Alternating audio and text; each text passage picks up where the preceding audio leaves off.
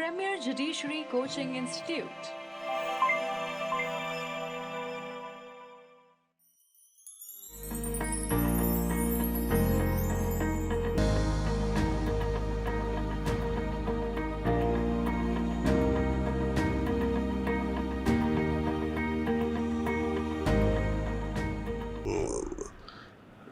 With us, we have got Kamlesh Kumar.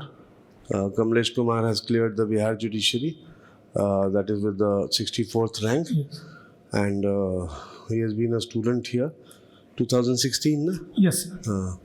2016, and he is a student of Delhi Law Faculty. Yes, sir. Which one? CLC, Campus Law Center. और आप हैं उनकी माता जी और उनके पिताजी. तो बहुत खुशी की बात है और बहुत बड़ा अचीवमेंट है आपका. मैं पूरी बात सुनना चाहूँगा. यस. अब बच्चों को भी मैं बताना चाह रहा हूँ कि बैकग्राउंड मैटर नहीं करता है, मैटर करता है कि आप कैसे संस्कार अपने बच्चों को देते हैं और आपके बच्चे कितनी मेहनत करते हैं. ठीक है. I want to listen to the entire thing. अब माइक मैं तुमको पकड़ा रहा हूँ कमलेश. यस. अब इट इज़ ऑल योर्स.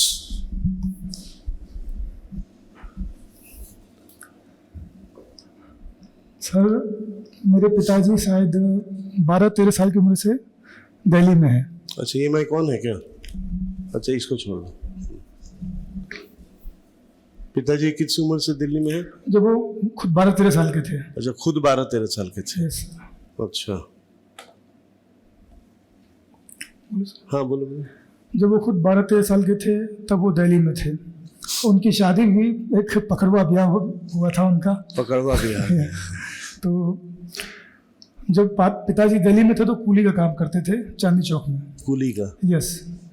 जब हम, एक मेरा बड़ा भाई है, एक छोटी बहन है और मैं हूँ, इन्होंने डिसाइड किया कि मैं अपने बच्चों को दिल्ली लाऊंगा. और ये एक बहुत बड़ी बात है एक पिता के लिए जिनके पास सोर्स ऑफ इनकम नहीं है, कुछ नहीं है, लेकिन अपने बच्चों को दिल्ली लाना चाहते हैं. दिल्ली 6 में जो लोहे का पुल है सर, वहाँ यमुना पुस्ता था. उन झुग्गी झोपड़ियों में मेरा बचपन बीता है, उस स्लम एरियाज़ में. और वो 2004 में टूट गया था वो. और मेरी बेसिक एजुकेशन वहीं से हुई थी. मैं हिंदी मीडियम से था. सरकारी स्कूल में हुआ? हाँ, सरकारी स्कूल. जामा मस्जिद में 6th क्लास के बाद हम गए. जब हम छोटे थे तो किसी NGO school, Navjyoti hope middle school, जो स्लम एरियाज़ में ऑपरेट करते हैं, वही थे वहाँ पर. तो वहाँ पढ़ा मैं. फिर मैं जामा मस्जिद स्कूल में गया. वो हिंदी मीडियम था, स्कूल था. और मतलब स्कूल भी हमारा ऐसा था कि मैंने कभी सपने में सोचा नहीं था कि पढ़ाई कैसे चल रही है, क्या चल रहा है. बस ऐसे ही पास हो रहे हैं, बच्चे नकल कर रहे हैं, नकल करके पास हो रहे हैं, कुछ भी हो रहा था जीवन में. फिर मैंने 10th किया. 10th के बाद मैंने आर्ट्स लिया. HMDAV स्कूल दरियागंज गए. दरियागंज? हाँ. उसके बाद थोड़ा थोड़ा पढ़ने में मुझे इंटरेस्ट आया. मैं इंग्लिश सीखना स्टार्ट कर दिया मैंने 11th में. 11th में थोड़ा सा टेंस वेंस पे ध्यान दिया तो मुझे लगा कि हाँ, इंग्लिश सीखी जा सकती है. अच्छा रहेगा अगर इंग्लिश बोलूँगा तो मैं. एक माता पिता के लिए भी अच्छा रहेगा कि भाई मेरा बेटा इंग्लिश बोलता है. तो इंग्लिश मैंने सीखना स्टार्ट किया. फिर कुछ कोचिंग लगवाया मैंने 12th में. तो उस टाइम 2008 में मेरे 84 मार्क्स आए थे इंग्लिश में. जो मतलब कोई टॉपर ऊपर रहे होंगे उस टाइम के, मुझे याद नहीं है. सो 90-20 रहे होंगे उनके. तो उस टाइम 90 से तो नहीं जाते थे मेरे कैसे 2008 में. तो फिर मैंने इंग्लिश ऑनर्स में एडमिशन लिया. इंग्लिश ऑनर्स में एडमिशन लेना ही बहुत टफ था मेरे लिए, क्योंकि जहाँ भी मैं जाता था मुझसे इंग्लिश में बात करते थे. अब इंग्लिश तो बोलता था लेकिन मैं बोलता गलत था. प्रोनाउंसिएशन ख़राब थी, सब कुछ ख़राब था. तो फिर मैंने एडमिशन तो ले लिया दयाल सिंह कॉलेज में. Dayal Singh? Yes yes. Actually मेरा एडमिशन नॉर्थ कैंपस में सारे कॉलेज में से हो रहा था, लेकिन पता नहीं जब मेरे से पता नहीं क्यों बात करते थे वो, उन्हें लगता था कि ये फिट कैंडिडेट नहीं है. अच्छा. मुझसे पूछते थे कि आपने कौन कौन से राइटर्स पढ़े हैं, ऑथर पढ़े हैं. तो मुझे तो कुछ पता था नहीं. मैंने फ्लेमिंग और विस्टास पढ़ा था 12th में. मुझे लगा था कि मैंने विलियम शेक्सपियर का नाम भी बोला, वो नाम भी मैंने गलत प्रोनाउंस किया. मैंने शेक्सपियर बोल दिया तो समझ गए इनको पता कुछ नहीं है, ये ऐसे ही आ गए हैं. तो फिर दयाल सिंह कॉलेज में एडमिशन लिया मैंने. जब इंग्लिश ऑनर्स में सिर्फ मुझे पास करने के लिए पूरे साल पढ़ना पड़ता था. बहुत मेहनत करनी पड़ती थी. मुझे लगा था कि 2-4 बुक और होंगे इंग्लिश ऑनर्स में, लेकिन ऐसा था नहीं. वहाँ लिटरेचर था और वहाँ इंग्लिश भी सीखना है, क्योंकि इंग्लिश सीखने का मेरा सिलसिला ख़त्म नहीं हुआ अभी. तो वहाँ पे बहुत मेहनत करनी पड़ी. लेकिन फर्स्ट सेकंड थर्ड ईयर तक वो लैंग्वेज जो है मैं लिखना स्टार्ट कर चुका था, ग्रेस्प कर चुका था कि लैंग्वेज में लिखना कैसे है, बोलना कैसे, क्योंकि उस टाइम कोई पढ़ाने वाला भी नहीं था जो बताए कि आपको ऐसे जाना है. बस एक शुरुआत ये थी कि मैं 10th सीखना स्टार्ट किया था 12th में, 11 12th में, फिर इंग्लिश में मज़ा आने लग गया मुझे। उसके बाद जब मैंने LLB मतलब 12th मैंने ग्रेजुएशन जब मैंने इंग्लिश ऑनर्स किया, तो हमारी चांदनी चौक में हमारे छोले भटूरे की शॉप लगती है और रोज़ लगती है, मैं रोज़ भी जाता था स्कूल के बाद। दुकान है कि रेडी है? रेडी पटरी जो कमेटी आती है, सामान उठा के ले जाते हैं। अच्छा, वो वाली मैं वहाँ पर रहा हूँ, हमें तो फोटोज़ भी हैं उसके साथ भी पता नहीं कैसे तुक्के में खींच गई थी, लेकिन है। और वहाँ मैं जाता था, फिर वहाँ से घूमते घूमते शाम को मैं चला जाता था दरियागंज, तो वहाँ से कुछ बायोग्राफीज़ की बुक मैं खरीद के ले आता था। मैं जानना चाहता था दुनिया कैसी है, क्या है। वहाँ से मैंने मोहम्मद अली जिन्ना, महात्मा गांधी, नेहरू, जो बुक मिल जाए इंग्लिश में हो मैं पढ़ता था। तो मुझे लगा शायद लॉयर बनना बहुत अच्छा रहेगा। लॉयर? हाँ। जब मैंने लॉ फैकल्टी में एडमिशन लिया तो फर्स्ट सेकंड ईयर के बाद ही ऐसा लगा कि जज भी बना जा सकता है। लॉयर तो मैं बन ही जाऊँगा जब लॉ कर लूँगा तो मैं। और फर्स्ट ईयर में ही मेरे 60% से अब मार्क्स आ गए थे मेरे। अच्छा। तो मुझे लगा कि जबकि मैं अपने जीवन में मैं बहुत अच्छा ब्रिलियंट स्टूडेंट कभी नहीं रहा, मैं बहुत एवरेज रहा, सिर्फ एग्ज़ाम पास करता था मैं, लेकिन लॉ में अच्छा स्कोर मैं करने लग गया था। फिर मुझे लगा कि कोचिंग वोचिंग भी ले लिया जाए। जब मैंने 3rd ईयर पास किया तो कोचिंग की फ़ीस ज़्यादा थी तो टेंशन थी। कितनी थी फीस उसमें? 1.15 थी। नहीं सर, एक्चुअली जब मैं फर्स्ट ईयर में आया था तो कम थी। वो हर साल बढ़ता है ना? अब वो मैं पता करके आता था, सोचता था पापा से कहूँगा मैं, और वो हर साल बढ़ते जाता था। मेरे ख्याल से 50-80 पहले 2012-13 में, फिर बढ़ा। जब मैं एडमिशन लिया फिर बढ़ा। तो फिर मैं पता किया था मैंने, तो बताया था कि शायद 20% या जो भी कुछ है बढ़ता है हर साल। तो मैं समझ गया कि मैं लेट हो रहा हूँ शायद। तो 1.15 था, फिर मैंने वहाँ एडमिशन ले लिया था अपना। फिर पैसे कैसे कहाँ से? हाँ, पापा से मैंने कहा कि आपको ये करना होगा, क्योंकि मैं चाहता हूँ कि अब कोचिंग तो बेस्ट ले लूँ, जीवन में कहीं मलाल ना रहे कि मैंने कोचिंग नहीं ली। पापा ने कहा ठीक है मैं इंतजाम करता हूँ। तो पापा ने किया। कर्जा लेके किए थे? हाँ, इधर उधर से अपना पैसे से लेकर, क्योंकि वहाँ तो छोले भटूरे यही लगती है आपकी, कभी सामान उठ जाता है, कभी लगता है, जैसे अभी सामान उठ गया है। अच्छा। अभी भी वही चल रहा है। अब तो खैर भाई भी काम करते हैं, लेकिन वो सिलसिला चलता रहता है।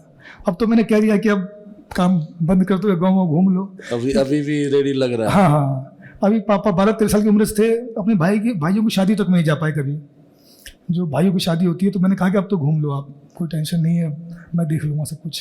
कहाँ है गांव तुम्हारा? गांव सर सहरसा के कोसी बेल्ट में है, बरवाही है, बलवाहा घाट बना है, पुल बना है अभी वहाँ पर। बलवाहा घाट सुना हुआ है? हाँ, बलवाहा जो है, जब मैं 2012-13 में गया था मैं, तो मुझे ऐसा लगा कि मैं 18th सेंचुरी में आ गया हूँ। हाँ। कोई लाइट नहीं, कोई बिजली नहीं, कुछ नहीं था वहाँ पर। हाँ। कोई बाइक वाइक कुछ नहीं दिख रहा था मुझे वहाँ पर। 12-13 में बहुत पिछड़ा था। हाँ। रोड भी बहुत खराब था। ना, कुछ रोड था ही नहीं वहाँ पर, कच्ची सड़कें थी, पुल था ही नहीं। हम नाव से जाते थे। नाव से अगर 5 मिनट मेरे घर से आप आगे जाओगे तो नदी है, 5 मिनट पीछे नदी है। अगर मुझे मछली भी खानी हो तो फ्रेश ले आएंगे बच्चे। मेरा भी घर उधर ही है ना। जी जी। मेरा हमर घर है आंध्रा ठाड़ी मधुबनी वही ठाम, तो बगल में बसुआ गांव है। मछली बोलते हैं कि पापा? हाँ, दोनों बोलते हैं ना। हाँ। तो मैं इनकी भाषा में बात कर रहा था, मैं भी उधर का ही हूँ ना।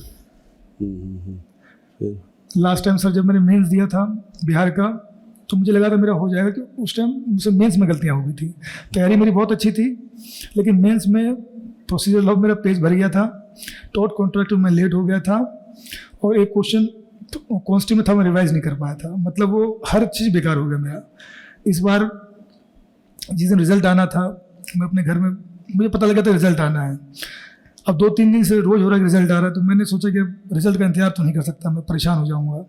मैंने सीरीज़ देखना स्टार्ट कर दिया, ब्रेकिंग बैड, और मैं लगातार 12 घंटे देख रहा था ताकि मेरा ग्रुप में ध्यान न जाए।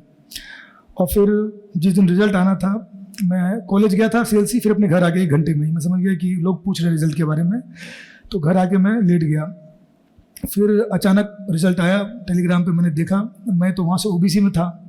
मैंने अपना OBC लिस्ट में नाम चेक किया तो वहाँ नाम था नहीं, तो मुझे लगा सिलेक्शन नहीं हुआ मेरा। फिर मैंने जनरल कैटेगरी में भी नाम देखा अपना, क्योंकि पेपर मेरे अच्छे गए थे, वहाँ भी मेरा नाम नहीं दिखा मेरा। फिर एक दोस्त पूर्णिमा गुप्ता, उसका फ़ोन आया, उन्होंने कहा कि फ़ोन किया उन्होंने, मैंने फ़ोन काट दिया। मैंने कहा फिर से वही बात स्टार्ट होंगी कि तुम पढ़ो, मेहनत करो, लेकिन तब तक मुझे अपना नाम दिख गया कि मेरा नाम है जनरल कैटेगरी में। फिर उसने भी कहा कि हाँ तुम्हारा नाम है। फिर मैंने 4-5 लोगों से कंफर्म करवाया। फिर मैं 2-3 दिन तक लगातार देखता रहा कि मेरा ही नाम है, तो फिर मुझे कंफर्म हो गया कि हाँ मैं ही हूँ। आने से पहले मैं यहाँ देख रहा था कि मैं ही हूँ कि नहीं हूँ। एक बहुत बहुत बड़ा अचीवमेंट है तुम्हारा, जी सर। और मुझे तो बोलने के लिए शब्द नहीं है मेरे पास। और तुम तो किए ही मेहनत, तुमने तो मेहनत किया, लेकिन तुमसे बड़ा अचीवमेंट तो तुम्हारे जी, मम्मी जी। पापा का है। सर वो मेरे पिताजी का डिसीजन था कि उनको अपने बच्चों को दिल्ली लाना है। कुछ नहीं पता कहाँ रखेंगे क्या रखेंगे, लेकिन एक होप थी कि मैं अपने बच्चों को लाऊंगा, मेरे साथ रहेंगे तो कुछ हो जाएगा। और वो मैं भी पढ़ने में तो कभी होशियार था नहीं, या कभी फर्स्ट आया हूँ, second, third, fourth, fifth, 10th ऐसा कभी हुआ भी नहीं। बस जीवन चल रहा था, मैं पढ़ रहा था अपना, बस किस तरह से पास हो रहा था। बस वो थोड़ा सा इंग्लिश सीखने का जो शौक चढ़ा तो मैं पढ़ते ही चला गया मैं, फिर नहीं रुका मैं। सुना और समझे तो बैकग्राउंड मैटर नहीं करता, मेहनत मैटर करता। मुझे तो बहुत शर्म आ रही है कि मैंने तुमसे फीस नहीं लिया। सर। खैर वो तो अभी देखेंगे उसका क्या क्या करना है।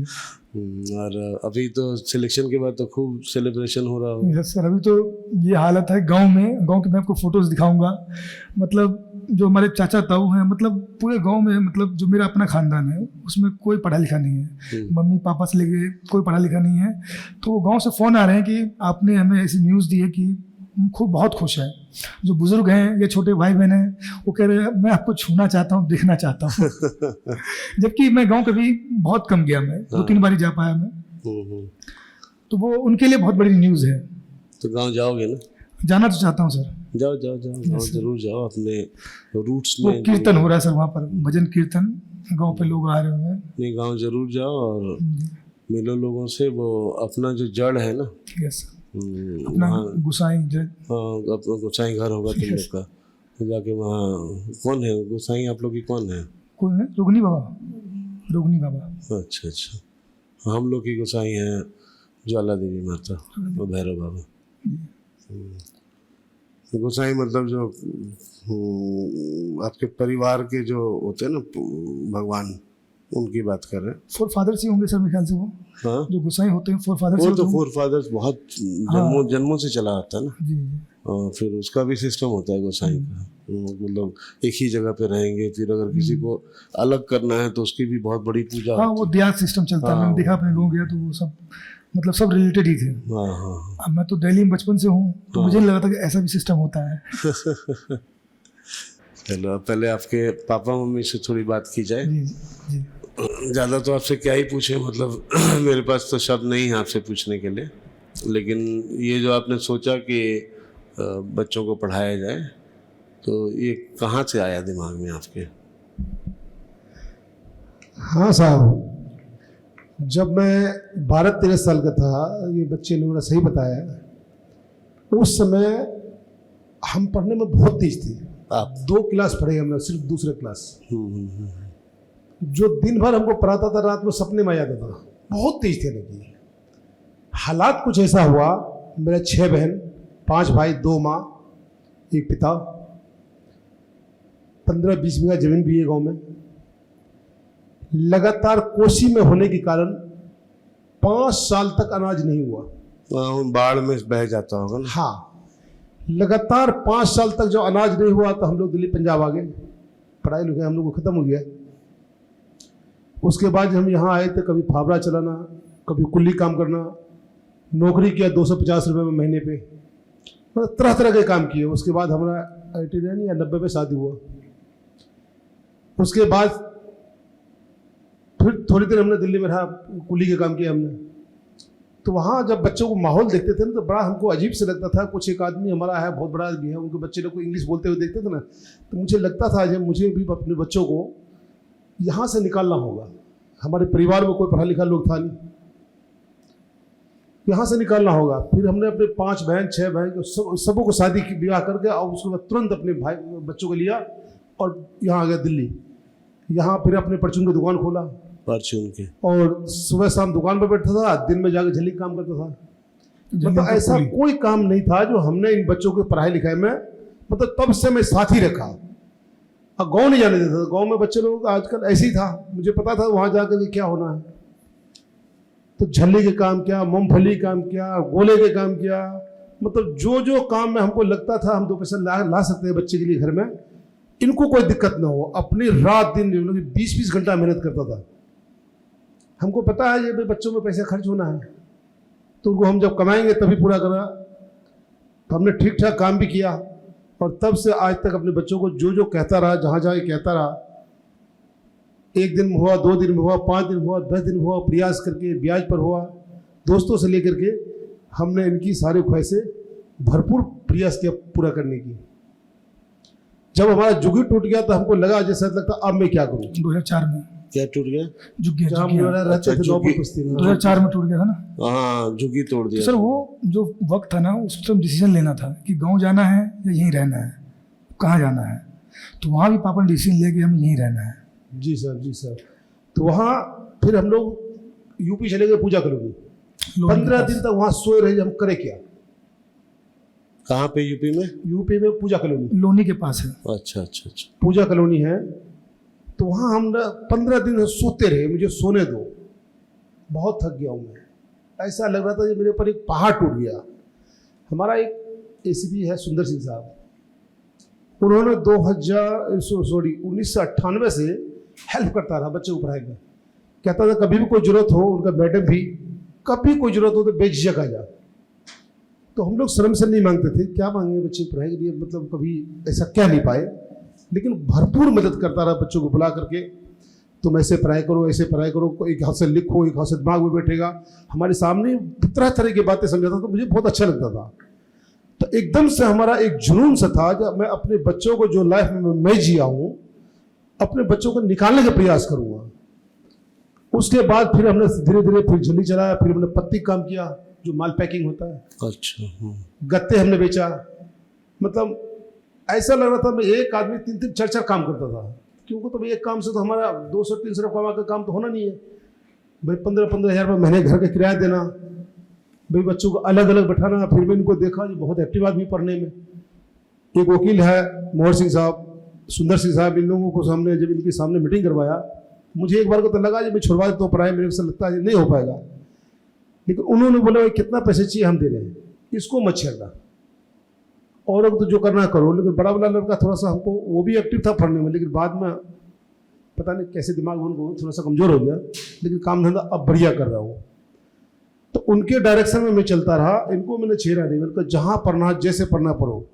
हमने कभी क्या कहाँ से कर्जा लाया मैं कभी किसी को बताया नहीं घर में, और जितना आवश्यकता हुआ उतने हम कमाने का प्रयास किया। एक दुकान से हुआ, फिर 2 दुकान से हुआ, छोले भटूरे लगा करके, बैग बेच के, मतलब जितना आवश्यकता हुआ रात दिन मेहनत करके हमने आज तक कोई स्मोकिंग नहीं किया। और इनके पीछे जो लाया कमा कर अपने बच्चों को, ये हमारी मैडम है जो उसे बहुते, मतलब यहाँ का भाषा बहुत कम समझ पाते हैं आज भी, जबकि लगभग 94-95 में साथ ले आया था। आज भी यहाँ के भाषा से वाकिफ नहीं किया, तो हम कभी बाहर निकलने नहीं दिए। जो भी आवश्यकता हुआ मैं घर में ला के दिया। भरपूर प्रयास किया जो भाई आप अपने बच्चों को टेकअप करिए और हम बाहर का टेकअप करते हैं। तो ये अपना खूब साथ दिया, हमारा बहुत सपोर्ट किया। जब बच्चे के लेकर आए तो हमने अपने बहन के शादी किया, भाई के शादी किया, लेकिन किसी में हमने जा नहीं पाया।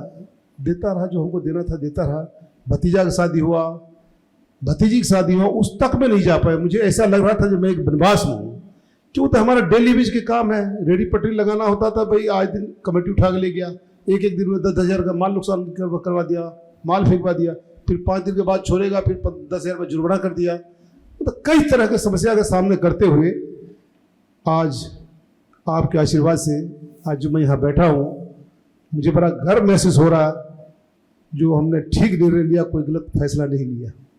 Thank you sir. एक बात बताऊंगा मैं, जो पापा हमें लाए थे, हम जुग्गी में रहते थे। जब मेरा बड़ा भाई आया, वो 1 महीने लेट आया था। वो आते ही खो गया। वो अपना घर मिस कर गया कि एक्चुअली पानी भर के लाना होता था। 2-3 दिन मैं लाया, मैंने कहा तुम लाओ, वो खो गया। अब खोते खोते वो पुरानी दिल्ली पहुंच गया। पुरानी दिल्ली में ट्रैक पे चल रहा है, पता नहीं लग रहा करना क्या है, जाना कहाँ है। बस इतना पता था कि लाल किले के पीछे। अब लाल किले के पीछे बहुत बड़ी जुग्गी है, इतने लोग हैं, लाखों लोग हैं, कौन सी जगह जाना है। पुलिस वाला उनको दिखा, सोचा कि मारेंगे पुलिस वाले, उसका पैर छू लिया। और फिर एक रिक्शा वाला था, वो समझ गया कि भैया बच्चा खो गया है, पैर में पूरा कीचड़ लगा हुआ। तो पापा चांदनी चौक उस टाइम थे, तो हमारे रिश्तेदार तो मोस्टली कोसी बेल्ट के वहाँ थे। तो किसी ने उनसे पहचान लिया कि भैया लाल किले के परिधि में घूम रहे थे, कभी आगे कभी पीछे। एक बंदे ने पहचान लिया, फिर वो भैया रोने लग गए, पहचान लिया। उसके बाद मेरी मम्मी खो गई। अच्छा। और उसके बाद मेरी बहन वहाँ पर डूबते डूबते पानी था बची वो। तो हमारा पूरा परिवार तो शायद आते ही 1 साल में ख़त्म हो जाता। मेरी मम्मी कहीं कुछ सामान लाने गई थी, अपनी गली भूल गई वो। अब वो फिर से बाहर निकल गई लाल किले की तरफ। वो तो मेरा भाई स्कूल से आ रहा था, शाम को देखा कहाँ जा रही हूँ। मैं खेलने लग गया, मैंने कहा तुम घर जाओ आराम से। लेकिन उस दिन हम लोग थे नहीं घर पर, और पानी था नहीं घर में। ये इनको भी कहीं जाने नहीं देता था। गली से थोड़ी सी एक गली निकला, एक मोड़ था, आगे जाकर के टोटी लगा हुआ था, तो वहाँ ये चली गई पानी लेने के लिए। पानी ले करके और फिर उसी रास्ते से चला गया बंगाली बस्ती। अच्छा। शांतिवन की दूर तरफ। चले गए। जब उधर दोपहर का टाइम था, जब लड़का बड़े वाला उधर से आ रहा था, तो मम्मी कहाँ जा रही तू? तो घर जा रहा हूँ। घर का रूट बहुत लंबा हो गया था उस दिन। बड़ा दुखद बात है। हम लोग कुछ बोल भी नहीं सकते थे, लोग पता नहीं क्या क्या बात बताता। जो जब इनको मिला तो एकदम से रोना आ गया हम लोगों को कि भाई हम बोलते क्या, क्या जवाब देते लोगों को। समय तो आपको पता ही है। अब इतना परेशान हुआ उनको देख करके, हैरान हो गए। मैंने कहा भाई आज के बाद बाहर नहीं निकलोगे, चाहे भूखे रहो अंदर हो, कुछ चाहिए हम लोग ला देते हैं। तो वो साथ में ले गए वहाँ से बड़े जो सर हम छोटे थे, तो ये विजय घाट पार्क है, विजय घाट लाल किले के पीछे। तो वहाँ हम क्रिकेट खेलते थे, ये शांतिवन से पहले है। तो वहाँ मैं जब अपने बचपन को याद करता हूँ तो मुझे स्लम डॉग मिलियनेयर मूवी याद आया थी। वो पुलिस वालों का रोज पकड़ के बच्चों को मारना, भगाना और हमारा भागना, हमारे क्रिकेट के बैट छीनना, ये रोज का काम था हमारा। बिल्कुल विजय घाट के पीछे ही था हमारा। उसको यमुना पुस्ता झुग्गी झोपड़ी कहते थे पहले कहते थे। बिहारी बस्ती के नाम से मशहूर था वो। बिहारी बस्ती, बंगाली बस्ती, बिहारी बस्ती, बांग्लादेशी भी थे वहाँ पर। अच्छा। आपका शुभ नाम क्या है?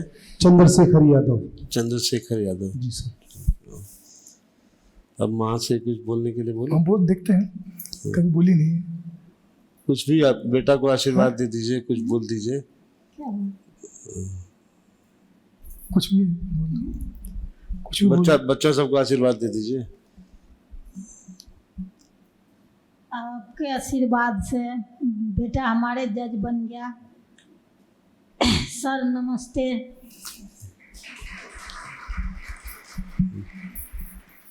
इतना इनोसेंट, मैं क्या बोलूँ, मतलब बोलने के लिए कुछ है नहीं। बोलने के लिए कुछ है नहीं। आपने अपने बच्चे को बहुत अच्छी परवरिश दी है, संस्कार बहुत अच्छे दिए हैं, और अब सुन ही लिया सबने। मैं क्या बोलूँ उसमें, बोलने लायक कुछ है नहीं मेरे पास। कुछ बोलना चाह रहे पापा? हाँ सर, शुरू से हमारा एक थिंकिंग जरूर रहा अपना, शुरू से हमारा एक सोच जरूर रहा। काम में जितनी मेहनत करते हैं, जितनी भी, हर तरह का आदमी से मिलता हूँ, लेकिन एक दो मजबूत आदमी जो होता है, पढ़े लिखे ठीक आदमी, उनको मैं पकड़ बना कर रखता था, ताकि वो कुछ गाइडलाइंस हमारे घर के लिए, हमारे बच्चे के लिए देता रहे। उनका मैं सारा बात मानता हूँ। मैं भरपूर शुरू से हम आदत ये बना रखा कि भाई हम पढ़े लिखे थे ही नहीं, पढ़े लिखे भाषा हमेशा पढ़े लिखे लोग ही समझेंगे, हम तो समझ पाएंगे नहीं। तो इसीलिए मैं उस तरह का आदमी को पकड़ बना कर रखा, जो ACP अभी रिटायर हुए साहब, और बहुत अच्छे आदमी है, और हम लोग को आज भी कोई जरूरत पड़ता है तो वहाँ सामने आके खड़ा हो जाता है। राजस्थान से है और हर चीज़ से मदद करते हैं, हर चीज़ से। तो वो हम शुरू से सपोर्ट रहा। ये हमारा एक शुरू से मतलब लक्ष्य रहा, जो हम पढ़े लिखे लोगों को एकदम पकड़ बना कर रखते थे, ताकि हमको बच्चों को गाइड लेते। Thank you sir. जब पापा अपने यंग डेज में थे, जवानी के दिनों में, तो गुटखा बीड़ी खाते पीते थे। किसी ने कहा कि बच्चों को ले आए हो दिल्ली, ये सब खाते पीते रहते हो, कैसे होगा? तो पापा ने छोड़ दिया। और कैसे, मतलब ये बहुत टफ काम है, मुझे लगता है कि ऐसा नहीं छोड़ा जा सकता, लेकिन उन्होंने छोड़ दिया। पापा ने एक काम कभी नहीं किया, 2-3 काम करते रहे। कई बार मैं खुद रेडी पे बैठा हूँ, जैसे आम की रेडी है, आम के रेडी बैठ के मैं कस्टमर का वेट करता था। इसलिए कभी मैं किसी रेडी पे देखता हूँ कुछ खा लेता हूँ मैं। मुझे लगता है वो आंखें मैंने देखी है जो वेट करती है कस्टमर आए। मैं जब आम के रेडी बैठा था 3-4 घंटे को कस्टमर नहीं आया था तो मैं उसका वेट करता था कि कस्टमर आए। आम की रेडी समझ रहे हैं, जो आम बेचते हैं रेडी पे, उसकी बात कर रहे हैं। तो ये सब चीज़ें रही हैं सर। मुझे तो लगता है कि सबसे पहला पापा का ही है जिन्होंने सोचा कि पढ़ा सकते हैं हमें, और पढ़ाया। मेरा बैकग्राउंड कोई मैटर नहीं किया, मेरा मीडियम, मेरा एवरेज होना भी मैटर नहीं हुआ। मैं बहुत ही एवरेज था, मैं कभी जीवन में कोई टॉप कुछ नहीं किया। 5th 6th 10th तक रैंक नहीं आई मेरी। लेकिन चीज़ें फिर उसके बाद मैं तो मोस्टली अपने कैंपस लॉ सेंटर की लाइब्रेरी में पढ़ता था, CLC में। वहाँ दोस्तों से मिलना पढ़ना चलता रहा सर। फ्रेंड्स बहुत होंगे तुम्हारे CLC में? हाँ, फ्रेंड्स बहुत ज़्यादा हैं सर। पहले दिन ही जिस दिन मैं सिलेक्ट हुआ था तो उन्होंने आर्ट्स फैकल्टी में इंग्लिश जो MA जहाँ होता है वो कॉन्फ्रेंस बुक कर दिया था उन्होंने। तो वहाँ पे बहुत लोग, मतलब लगातार अब लोग मिल ही रहे हैं। मतलब गांव में तो बहुत ज़्यादा एक्साइटेड हैं। यहाँ भी मेरे बहुत दोस्त हैं, बहुत जूनियर है। बिहार में तो मुझे साइंस पढ़ना था, मेरा बैकग्राउंड आर्ट्स का था। तो एक लड़की थी फर्स्ट ईयर में, गरिमा आर्या। तो गरिमा आर्या ने मुझे कहा कि भैया मैं आपको साइंस पढ़ा दूँगी। मैंने कहा अगर तुम साइंस पढ़ा दोगे मैं लॉ पढ़ा दूंगा। और लॉ जब मैंने पढ़ाया सर उसको, शायद 2020 की पास आउट है वो। उसने हर स्टेट का मेंस लिखा है। हरियाणा का लिखा 3-4 नंबर से रह गई वो। दिल्ली का मेंस लिखा है, MP का मेंस लिखा है, UK का मेंस लिखा है, UP AP का मेंस लिखेगी वो। दोस्त तो सर बहुत हैं, लेकिन उनको ये स्टोरी किसी को मालूम नहीं थी।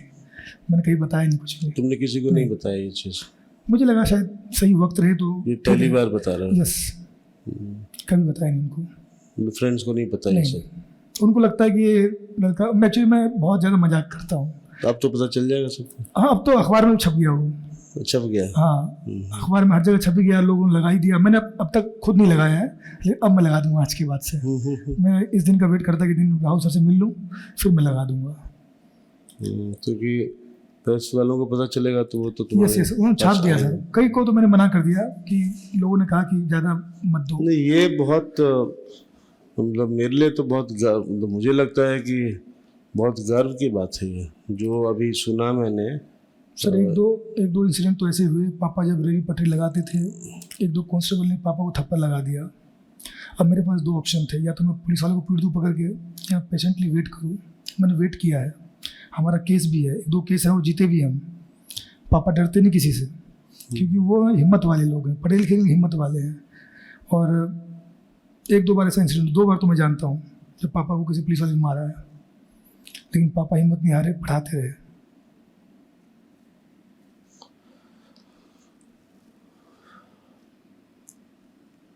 बहुत बड़ी बात है।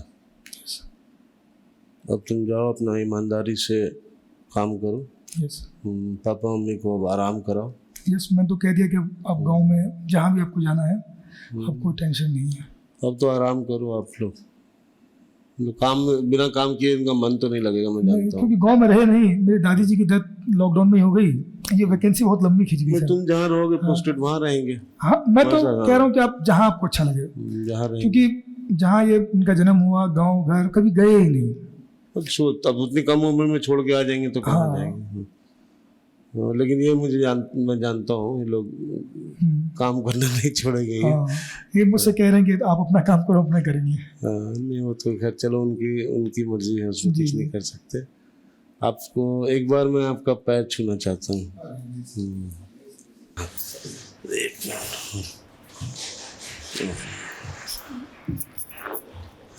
तो तुमसे गले मिलना चाहता हूँ। Very proud, very proud.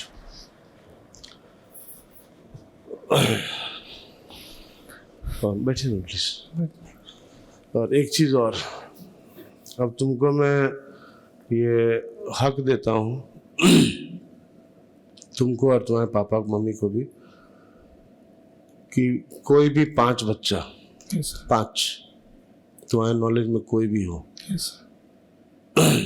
जो पढ़ना चाहता है लॉ में, वो कोचिंग करना चाहता है, तुम सेलेक्ट करके अनबायस्ड होके उसको मेरे पास भेजो।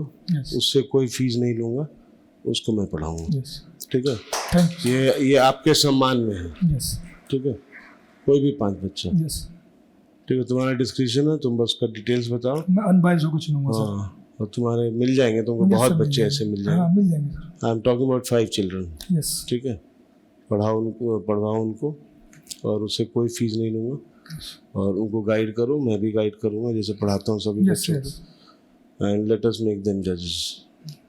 ठीक है, यस, ये पापा के चॉइस का भी हो सकता है, यस, आपके चॉइस का भी हो सकता है, आप लोग अपनी कर लीजिएगा। इससे ज़्यादा मैं क्या बोलूँ, कोई कुछ कर नहीं सकता। लेकिन तुम्हारे सक्सेस से अगर 5 बच्चों को ये लाभ मिल जाता है, ठीक है। सर मैं फोटो दिखाता हूँ सर आपको। सर जब हम जुग्गी में रहते थे, अच्छा, जब मैं ढाबे पे अपने साथ रहता था, ये मैं हूँ, ये पापा फोटो है। दिखा रहे हैं जब ये छोटे थे ना, ढाबे पे, रेडी पे, इन सब पे। ये तुम्हारी बहन है, क्या कर रही है? हाँ, बैठी है, पापा का चप्पल पहन के अपना खड़ी है। हाँ, ये नहीं है, वैसे क्या करती है? अभी तो ये गवर्नमेंट जॉब की तैयारी करती है। तैयारी कर रही है। ठीक है, बहुत अच्छा लगा आपकी बातें सुन के, और मैं बहुत शर्मिंदा हूँ कि मुझे तुमसे फीस लेनी पड़ी। नहीं सर, आपको पता ही नहीं था तो आप क्या मुझे करते? किसी ने बताया नहीं ये Yes. चीज़। ऑफिस में भी तुमने शायद नहीं, मैंने नहीं बताया सर, मैंने आज तक नहीं बताई बात किसी को। ऑफिस ने कुछ रिलैक्सेशन दिया था, वो क्या कहते हैं उसको? नहीं, वो इंस्टॉलमेंट 2-3 बन गए थे वो। इंस्टॉलमेंट कर मैंने एक्चुअली इसमें अच्छी बात पापा की है कि उन्होंने टाइम से पहले पैसे लगा मुझे दे दिए, मतलब इसकी रिमाइंडर की जरूरत नहीं पड़ी। पापा की ये बात अच्छी है, चाहे जो भी हो, मतलब कभी फीस के लिए, चाहे वो जितनी हो या कम हो, हालांकि फीस की जरूरत मेरे जीवन में तो वैसे बहुत खास पड़ी नहीं, रखना ज़्यादा टफ था, फीस की नहीं, क्योंकि मेरा सरकारी स्कूल था तो 12,000 रुपये पूरे साल का, लेकिन सस्टेन करना टफ था, हाँ, क्योंकि मेरा थ्रू आउट स्कूल तो गवर्नमेंट ही रहा। और जब लॉ फैकल्टी में आया तो 3,000 रुपये फीस होती थी सेमेस्टर की, तो कुछ ज़्यादा नहीं था, लेकिन वो सस्टेन करना, रहना घर वो। प्लस तुम्हारे तो फिर और भी ये शौक जो होते हैं लोगों के, बच्चों के, कि 10 तरह की नहीं चीज़ें, सर, मैं महंगा मोबाइल रखना और ये सब चीज़ें। नहीं सर, मैं ये जो भैया काम करने लगे तब उन्होंने OnePlus का फ़ोन दिया मुझे, अच्छा अच्छा अच्छा। तो वो चाहते थे कि मैं ले लूँ। उनको थोड़ा सा अपना रहता है कि कुछ कुछ किस्तों पे लेकर अपना काम करते हैं वो, लेकिन मेरा ऐसा मतलब महंगे का नहीं रहा कभी। तुमको मतलब उस तरह की चीज़ें ना ना, नहीं मिली? मैंने सर कभी कुछ नहीं किया, मतलब दिल्ली से बाहर भी कितनी बार गया हूँ, एक बार वैष्णो देवी, एक बार हरिद्वार, बस। हालांकि मैं बाय नेचर नास्तिक हूँ, लेकिन मैं दिल्ली से बाहर घूमने के लिए मैं गया जरूर हूँ। ठीक है, मतलब ये सब चीज़ें कुछ नहीं मिली तुमको? Yes. ठीक, तो मैं और क्या बोलूँ आप लोग को, अब तुम्हारे ऊपर है कि तुम कब फ़ोन करते हो उन बच्चों के लिए, और सिलेक्ट कर लो। लेकिन हाँ, ये है कि सब तुम्हारी तरफ, अब ये सुनने के बाद सब तुम्हारी तरफ देखेंगे तो फंस जाओगे तुम। ये तो लग रहा है सर मुझे क्योंकि आते वक्त भी लोग फ़ोन कर रहे थे कि तू मुझे मैंने कहा कि देखूंगा जो हो पाएगा मुझसे, लेकिन वो कैंडिडेट जो मुझे दिल को भाएगा सर, मैं उसी को भेजूंगा, मतलब ऐसे जो पढ़ने वाला, मेहनत करने हाँ, वाला बच्चा हो, जो और ये ध्यान रखना, मैं उन्हीं बच्चों को अलाउ करूँगा जो कि पैसों के अभाव में है। यस यस मतलब ये पैसों, जिनके पास पैसे हैं उनको नहीं, यस, जो पैसों के अभाव में है वो सब मैं पहचान लूंगा, वो उसमें कोई दिक्कत वो तो हम भी प्रूफ मांगेंगे ना। यस, तो क्योंकि कहीं ना कहीं मुझे भी लगता है कि पता नहीं, बहुत बच्चे हैं जो पढ़ना चाहते हैं, नहीं पढ़ पा रहे हैं। हाँ सर, ऐसा होता है सर। बहुत बच्चे हैं, और कई बच्चे हैं जिनके पास सारी फैसिलिटीज़ हैं, वो पढ़ रहे हैं, तो थोड़ा सा तो है सर। चलो ठीक है, हम समाप्त करें यहाँ पे। यस यस, अच्छा अच्छा, आइए ना, आइए। मतलब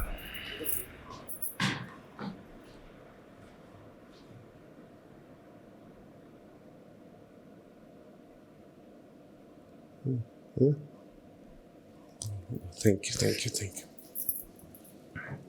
ये आपके सम्मान में मेरी पत्नी ने भेजा है।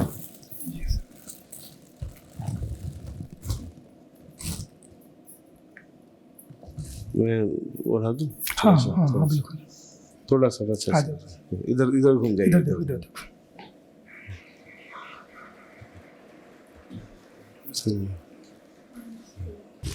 और ये आपके सम्मान में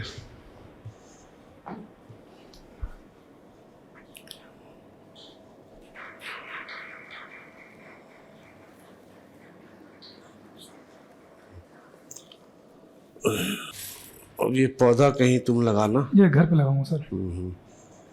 यहाँ पे तो जगह नहीं होगी शायद इतनी। नहीं, हाँ है, होगी। जामिया प्लांट।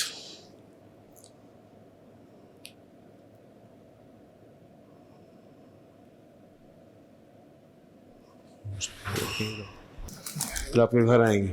बट वो मम्मी छिट गई। हाँ ऐसे कर, ऐसे कर। हाँ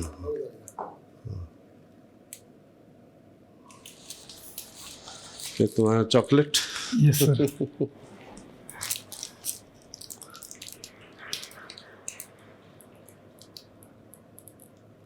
फाइनली चॉकलेट मिल ही गया मुझे सर। सर खुश हो, खुश हो। इस चॉकलेट खाने के लिए जज बनना पड़ता है। कौन बच्चा खिला देवे। चलिए